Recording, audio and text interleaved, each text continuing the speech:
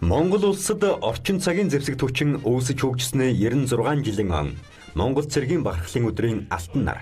Тусгаар Монгол улсын алтан соён бод талбайтай хамт цэрэг эрсийн уухайн төрлөгээр тунгалаг тэнгэрт мандаж байна. Энэ бол Монгол цэргийн дайчин уламжлалын баатарлаг залгамж халаа, инхийг дэмжих ажиллагааны мот бодлогын тусгай батлон, зэвсэг түвшний 350 дугаар ангийн бахархалт нэгэн шинэ өглөө. Ангийн бие өрөлтгөө өглөөний ажиллагаанд бэлэн жигсэн. Ажиллагааны удирдлагын засгийн дарга дэд урандаа эрдэнэ. Эрхэм нөхдийн амар гэрээ. Монгол цэргийн өдөр зэвсэг түвшний 96 жилийн он баяр хүргэе. Олон улсын энхийг дэмжих ажиллагаанд оролцох цэрэг эрсийг бэлтгэх үндсэн бааз байгуулах зорилгоор 2011 онд Монгол улсын засгийн газар, Батлан хамгааллын сайд, зэвсэг түвшний Жанжин штабын даргын тушаалаар зэвсэг түвшний 350 дугаар анги байгуулах түүхэн шийдвэр гарч 2012 оны 6 дугаар сарын 15-ны өдөр Улаанбаатар хот Налайх дүүргийн 5 дугаар хорооны нутаг дэвсгэр Дархан ноёны худаг гэх зүлэг ногоон тэгш талд энхийг дэмжих ажиллагааны мот бодлогын тусгай батлон зэвсэг түвшний 350 дугаар ангийн шавыг тавьж цэргийн ангийн дайчин уламжлал, эх орноо хамгаалах ариун үүрэг, цэргийн нэр төр, алдар гавьяаны илэрхийлэл болсон байлдааны тугааг хүлээн авснаар Монгол улсын зэвсэг түвшинд 350 дугаар анги хэмээх нэгэн шинэ хуудас эргэж эхэлсэн юм.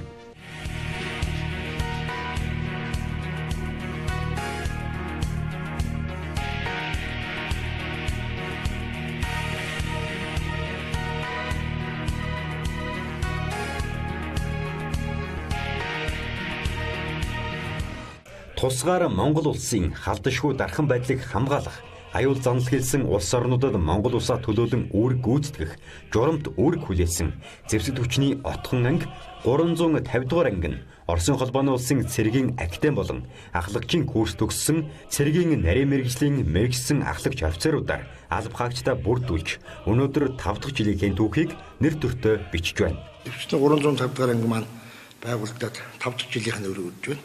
Энэ ангийн маань нэг онцлог гэвэл одоо зэвсэг түвшний хөгжүүлэх 2015 он хөгжүүлэх хөтөлбөрийн хүрээнд одоо шинэхэн байгуулагдсан юм анги.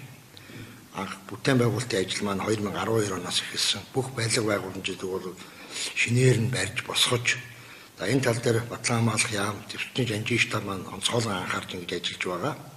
Манай анги бол байлдааны болон хуулиар хүлээсэн бусад үүргүүдийг бол биелүүлэх үүрэгтэй.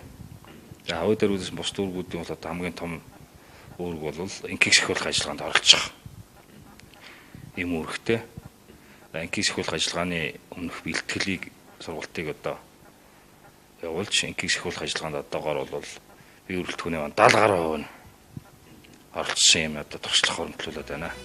Монгол улсын зэвсэг түвшин 2002 оноос эхлэн Афганистан, Өмнөд Судан, Хойд Судан, Ирак, Этиоп, Косово, Гүрж, Чад, Сиралон зэрэг дайн самууны аюул занал хэлсэн улс орнуудад цэрэг эрсээ илгээж энхийг сахиулж ирсэн бахархан түүхтэй. Энхийг дэмжих ажиллагааны мот бодлогын тусгай батлон зэвсэг түвшний 350 дугаар ангийн хувьд байгуулагдсан цагаас эхлэн энхийг дэмжих ажиллагаанд тэргүүн шугамд оролцож одоогоор нийт ахлагч офицер зэрэг алба хаагчдынх нь 70% нь дэлхийн олон оронд нэр төртөө үүргээ гүйцэтгээд иржээ.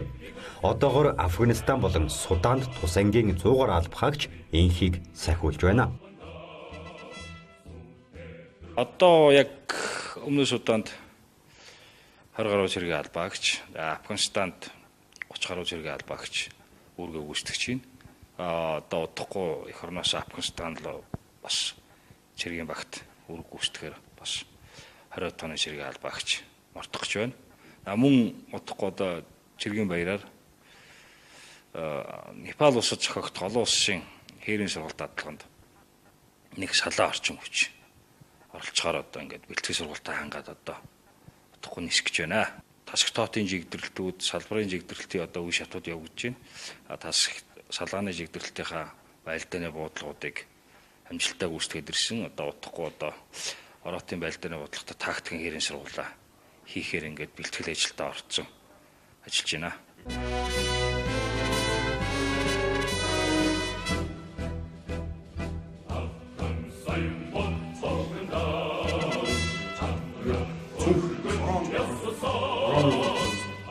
За би тэгээд зэвсэг төвчний 350 дугаар ангийн за нэрийн хуудас болсон Монгол орноо төлөөлж за 350 дугаар ангийг төлөөж энхийг сахиулах үйл ажиллагаанд оролцоод ирсэн энхийг сахиулагчдтай хамт сууж байна.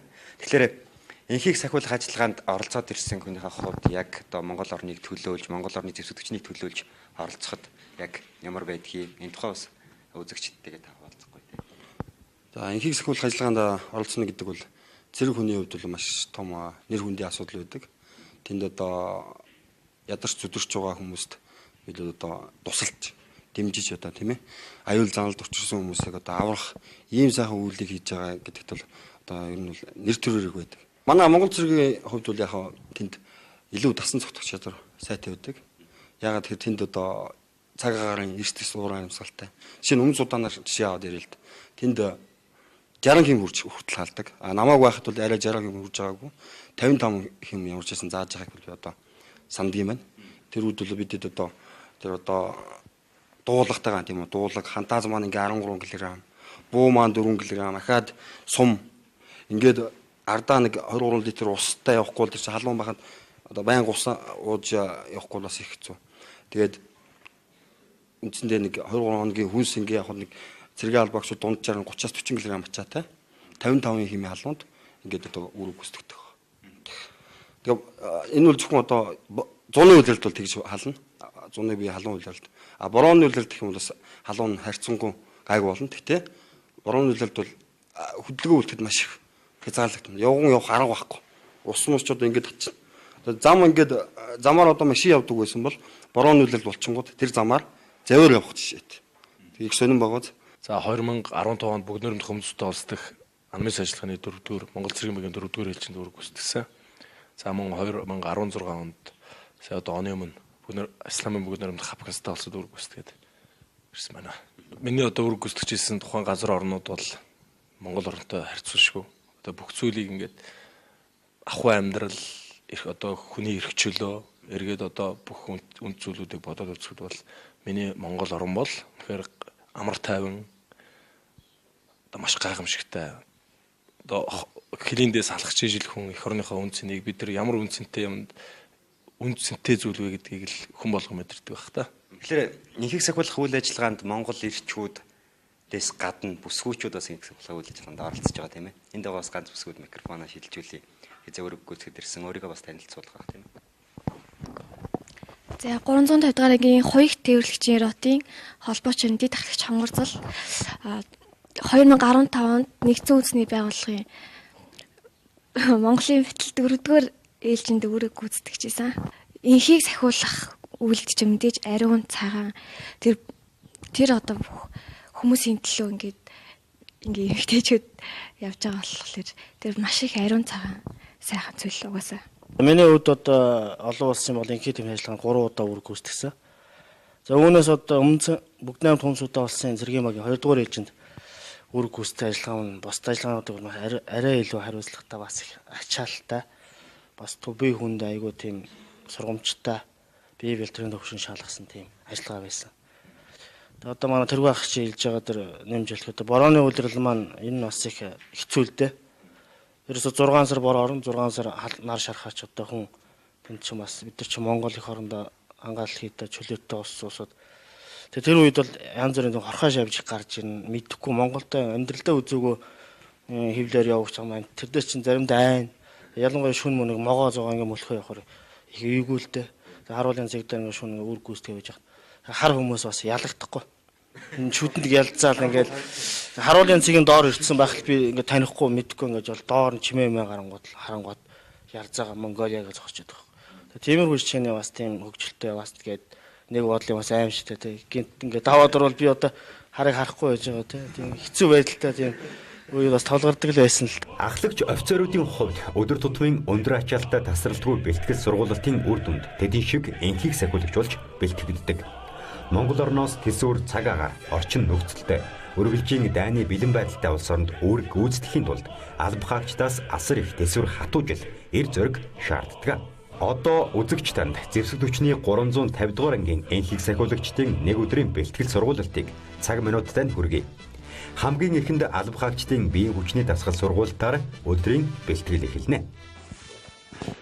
За яг одоо өдрийн 12 цаг зэвсэг төчний 350 дугаар ангийн бие бүрэлдэхүүн бол за хуваарийн дагуу бэлтгэл сургалтаа хийж байна. За нөгөө талын өрөөнд бол гардан талааны бэлтгэл сургалтууд, харин энд бол за биеийн хүчний тасгал сургалтууд явагдаж байна. За энэ өдрийн минь төргий Монгол цэргийн байрны бэлтгэл сургалтаа бас танилцуулахгүй тийм ээ. Өдөрт ер нь хичнээн цагийн бэлтгэлтэй байна. За зэвсэг төчний 350 дугаар ангийн Мотодлогын 1-р хотын бие бүрэлдэхүүн хуваарийн дагуу гардан талааны хичээл сургалт хамрагдаа явж байна. За хоёр өрөөнд хүчнийхээ тасгалыг энтлийнхээ одоо том танхимд бид бүхэн хүмүүсээ хуваарлаад одоо гардан талааны техник тасгалууд бие халаалтуудаа ихэд ингээд цикл хэлбэрээр тойроод тасгал сургалтаа ингээд явуулаа очно. Фитнес заланд бие халааж, биеийн хүчний дасгал сургалтаа хийсэн ахлагч нар гардан тулааны сургалтанд орлоо. Цэрэг эрс зэвсэггүй байсан ч дайснаас өөрийгөө болон гэмгүй иргэдийг хамгаалах үүрэг хүлээдэг учраас гардан тулаанд гарчсан байх шаардлагатай. Намайг Намзаа Арвжаа гэдэг 350 дугаар ангид тасгын зэрэгч албан тушаал дээр ажилладаг ахлах золтой залуу байгаа. Манай анги бол гардан дулааны бэлтгэлээ 7 хоногт 2 удаа хийдэг байгаа. 2 дахь дөрөвдөд хийдэг байгаа. Мөн ажгаар нь бид бүхэн хар сүлд нэртэй гардан клуб өнөөхөө эрхэм бичгийг аваад 14 он жин.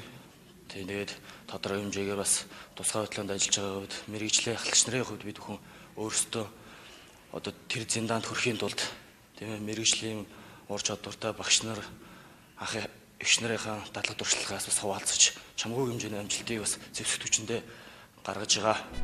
Өдрийн 12 цаг 25 минут гэхэд хоёрт тээвэрлэлтийн салааны цувааны хамгаалтын хичээл эхэллээ. Дайн самуутай улс орнуудад нэгдсэн үндэсний байгууллагын тусламжийн цуваа хүргэх, энхийг сахиулагчдын хоол хүнс зэрэг зэвсэг тээвэрлүүлэгчид цувааг хүрэх газарт нь аюулгүй хамгаалж хүргэх нь энхийг сахиулагчдын бас нэгэн үүрэг байдаг.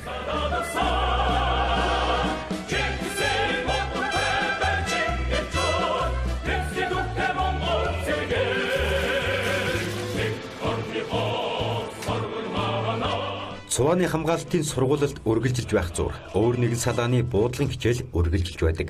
Энхийг дэмжих ажиллагааны мот буудлын тусгай батальоны ахлагч нарын хувьд бууд зэрэг зэвсгийг төгс ашигладаг байх нь тэдний бас нэгэн нэрийн хуудас болно. За яг одоо өдрийн 12 цаг 35 минут зэвсэг төчний 350 дугаар ангид бол буудлагын дадлагын сургуульд бол яг одоо орж байна. Тэгэхээр та яг дадлаг сургуульд хийж байгаа буугаа ихлэ танилцуулаад. За тэд үзэж та бүхэн энэ өдрийн минь төргий. За энэ бол 23 мм-ийн хосгол төмөрт зенитийн суур. Өөрөөр зориулт нь 2500 м-ийн хол 1500 м өндөрт нисэж байгаа. Дайсан нисэд зэрэг болон одоо шүхэр десантад тэмцэж явуулах манай зенитийн хүчрэг зэвсэг байна. Тэгэхээр 350 дугаар ангийн хувьд бол мэдээж гадаадад эхийг сахиулах өөрөг гүйцэтгэдэг. Тэр утгаараа бас буудлын хувьд ч хувь хүний тулааны хувьд ч тийм ээ өндөр бэлтгэгдсэн байх шаардлагатай мэдээж Монгол улсынхаа нэр нүрийг төлөөлж байгаа учраас гэд бид бүхсээ ярилцаад ажиллаа. Тэгэхээр яг энэ буудлын дадлаг сургалтын хувьд гэхэд юу гэдэг хувь хүний ур чадвараас гадна яг юу шаарддаг юу заа сурах хэрэгтэй болдгийг тийм. За энэ бүүн дээр бол тоот 5 ажилтдаг. Тоотын дарга наавч хараачим 2 сумлагч. Тэгээ одоо бид бүгд одоо энэ цэгэндээ сургууль юм эсвэл одоо ахчин сургуульд яг энэ одоо мэрэгчлэрээ одоо нэг жил сураад тэгээ одоо зөслөвчний анги байгууллагт одоо юу гэдэг тэр тухайн одоо дээрээ төмс ямар албан тушаалд байна. Тэр албан тушаалд ирээд тэгээ энэ дээр яг дадлага хийгээд хүн болгоод өөр мөрг одоо маш сайн судалсан. Одоо дадлаг сургууль буудлахад ямар нэгэн асуудал бод гацаа хэмжилгүй амжилттай бодтолтой одоо энд одоо ангиас төлөвлөсөн цагийн өрөөнд байгаа хичээл сургууль орж ирдэг. За би бол 2010-аас 12-аас 13 онд төчний 320 дугаар ангид хугацаа зэргийн алба байгаад тэгээ гэрээ зэргийн алба хааж байгаа ахлагчийн сургууль төгсөөд амжилттай төгсөөд тэгээ төчний 350 дугаар ангид 2016 онд томилогдсон шээ. Тэгэхэндээ CO23-2-ын одоо хичээл сургууль хамгач байна. Би бол одоо наавчгийн үүргийг үүсгэж байна. Хичээл цагийн өрөөнд дагуу. Энхийг сахиулагчдын салаа тус сүрийн бэлтгэл сургуулийн дараа жагсаалын талбайд гардан тулааны нэгдсэн бэлтгэл эхэлнэ. Зэвсэг түвшний 350 дугаар ангиар оглож дэлхийд Монгол улсаар хаягдж байгаа ахлагч нарын бэлтгэл сургуулийг харсан хэн бүхэн цэрэг эрсийн эрч хүчийг мэдэрнэ.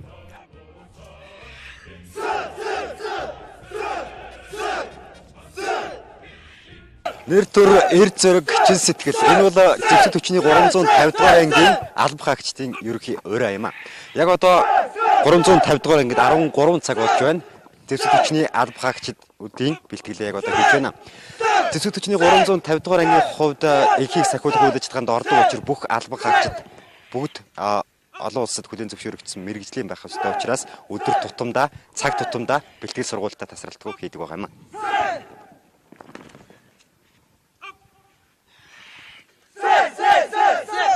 Олон улсын энхийг сахиулах ажиллагаанд оролцож Монгол улсын зэвсэг хүчний нэр төр сүрж авахыг харуулах алба хаагчдын бэлтгэл сургуульд танхимын сургуульд 30%, практик сургуульд 70% гэсэн зарчмаар явагддаг. Биеийн хүчний бэлтгэл сургуульд дууссаны дараа ахлагч нар англи хэлний гүнзгийрэлсэн сургалтанд орно. Гадаад орнуудад өөрийг гүйцэтгэх алба хаагчид англи хэлний мэддэгтэй байх хэрэгтэй учраас зэвсэг хүчний 350 дугаар анги дэрэгдээ сургалтын танхим байгуулжээ. Нэг удаа 15 хүнийг хамруулж жилд 3 удаагийн давтамжтай сургалт явуулдаг байна. Эндээс гадна манайх зэвсэгчний жанжин штабын гадаад талын сургалтын дагуу сургалтын үйл ажиллагааны дагуу сургалт явуулдаг онцлог байгаа. Тэгээд эндээсээ мөн сайн суралцсан хүмүүсээ дараагийн шатанд нь зэвсэгчний гадаад талын сургалтын төвийн дамжаанд оруулах, тэндээсээ мөн цаашаа өшөө сайн суралцсан бол гадаадын орн нутгуудад болоод бас ажиллагаанд үр гүйцэтгэхэд нь үзүүлдэг байна. Сургалтын програм нь арай өөр байх. Одоо чинь бизнес англи хэлэх гэдэгтэй адилхан зэвсэг хүчний яг мэрэгжлийн талаас арай өөр байна. Тийм. Тэгвэл манайх бол American Language Course буюу энэ маань Америкийн нэгдсэн улсын одоо яг төрийн тусгай албан хаагчдын одоо өөрсдийнхөө авдаг шалгалтын дагуу наан бэлддэг тийм юу байгаа. Тэгэхээр энэ маань ерөнхий төлхөө цэргийн англи хэл рүү тал руугаа орсон байна. Энэ мэтээр энхийг дэмжих ажиллагааны мод бодлогын тусгай батальон зэвсэг хүчний 350 дугаар ангийн танхимын болон практик дадлага сургуультууд бүтэн өдрийн турш тасралтгүй үргэлж хэлнэ. Энхийг сахиулагчдын бэлтгэл сургуулиудаас гадна үлзэвээр захирагчтай 350 дугаар ангийн хамт олон ангийнхаа дотоод тогтчлд алба хаагчдынхаа хөгжиж дэвших амрах боломжийг нь бүх талаар хангасныг дурдхан зүйтэй. Тус ангийн бүтээн байгуулалт 2012 оны 10 дугаар сарын 28-нд эхэлснээс хойш өнөөдөр 3 ээлжээр 850 зэрэг хүлээн авах хүчин чадалтай хоолны зал 12 хичээлийн танхимтай сургалтын байр зэргийг ашиглалтанд оруулаад байгаа бол эрхчлүүлүүдэд 80 айлын орон сууц 35 автомашины гараж, цэцэрлэг, биеийн тамирын спорт зал зэргийг барьж байгуулахаар ажиллаж байна. 350 дугаар ангийн бэлтгэл сургуулийн орчин хөгжиж дэвших боломж нэмэгдэхийн хэрээр алба хаагчдын ур чадвар өсөж олон улсын хээрийн сургуульд болон нийслэлийн налайхын цэргийн хотгоны дундах тэмцээн уралдаануудад гаргасан амжилтууд нь нэмэгдсээр байна. Бүтээн байгуулалтын ажлыг манай зэвсэг хүчний барилгын дээрийн анги салбарууд маань ингэж байгуулж байгаа. Тус анги маань байгуулдаад 5 жилийн өмнө үдэж байгаа ч гэсэн бас одол дамжуулалтар бол дүүрэн байна. Энэ хооронд бид нар бол байлдааны бэлтгэл сургалтыг бол тогтмол явуулж цэргийн албан хаагчдынхаа оюуны хэрэгцээг хангасан төрөл бүрийн соёл хүмүүсийн ажлуудыг зохион байгуулж замун түншлэн зэвсэгчин болон өөрсдийнхөө одоо орчиж байгаа налаах цэргийн хүрээний тунд зохион байгуулагдсан уралдаан тэмцээнүүд чамгүй амжилтаар ингэж оролцож байна. За энэдээс томоохон амжилт утган болоод тус анги бол өнгөрсөн 2016 онд нийтийн засаг даргын санаачлагыг зохион байгуулсан Монгол цэргийн жавхаа уралдаанд гид бэрийг эзэлсэн. Мөн түнчлэн Катар улс Монголын хамтарсан олон улсын хамтарсан хээрийн сургуулийг амжилттай зохион байгуулсан. Мөн түнчлэн хааны эрэл 2016 шийдэмгийн амьд төлөвлөрөх зэвсэг 2016 гэсэн ийм томоохон олон улсын сургуулиудад амжилттай оролцсон ийм байна. Мөн зэвсэг хүчний уралдаан тэмцээнүүдэд бол цох амжилтаар бас өөрийнхөө онцлогийг харуулж явж байна. Монгол улсын зэвсэг хүчний нэр төр сүр хүчийг дэлхийд гайхуулж, энхийг сахиулах ариун үйлсэд хүчин зүтгэж яваа. Энхийг дэмжих ажиллагааны мод бодлогын тусгай батальон зэвсэг хүчний 350 дугаар ангийн бие бүрэлдэхүүн Монгол улсад орчин цагийн зэвсэг хүчин үүсч хөгжсөний 96 жил Монгол цэргийн бархлын өдрийг бардам амжилттайгаар ийхүү угтаж байна. Монгол улсын түүх бол Монгол цэргийн түүх. Энэ утгаараа Монгол цэргийн өдрийг бол бид нар одоо тогтмол ёсол төгөлтөөр тэмдэглэн өнгөрүүлж байна. За ингээд Монгол цэргийн өдөр орчин цагийн зэвсэг хүчин үүсэн байгууллагт 96 жилийн тохиолдуулан үе үеийн мөр зэрэгцэн алба хавчээсэн дайчин нөхөдтэй Монгол улсын зэвсэг хүчинд ажиллаж байгаа генерал, офицер, гэрээт болон хугацаа цэргийн албан хаагчдаа хамгийн сайн сайхан бүхний хүсэн өрөөж ажил албанд нь өндөр амжилтыг хүсье.